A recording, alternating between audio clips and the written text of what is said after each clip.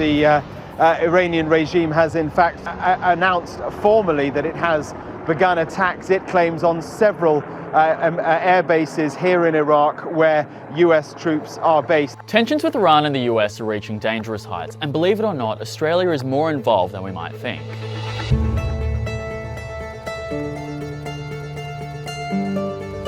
After a year of provocative and retaliatory action between the two countries, 2020 began with protesters storming the US Embassy in Baghdad as hundreds demonstrated against American airstrikes on an Iran-backed militia group in Iraq. The United States is not seeking a war with Iran, but we are prepared to finish one. President Trump then warned Iran, where else but on Twitter, that they would be held responsible for the attack and pay a very big price.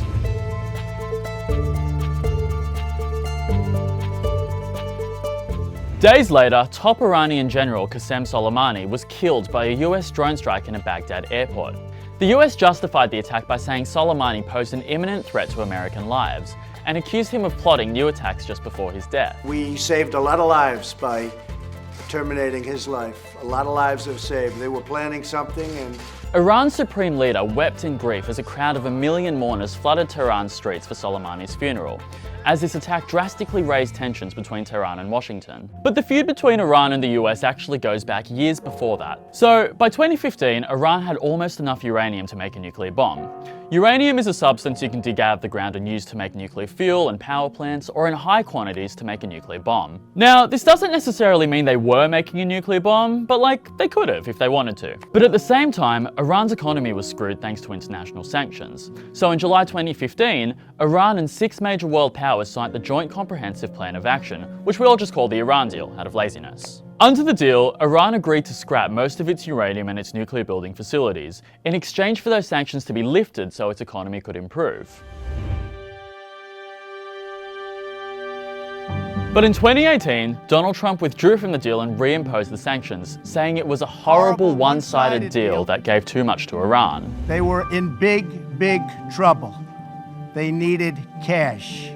We gave it to them. Fast forward to 2020, and Iran has completely abandoned the remaining limits of the deal in response to the slaying of General Soleimani. There is fear these developments could bring Iran closer to building an atomic bomb, spark a military attack, or worse. Iran's ambassador to the UN gave a clear and direct threat. We have to take the necessary measures, we have to take revenge. When that would happen, how that would happen, where that would happen, that remains to be seen. Now, maybe you're watching this all like, I'm an Aussie, doesn't affect me.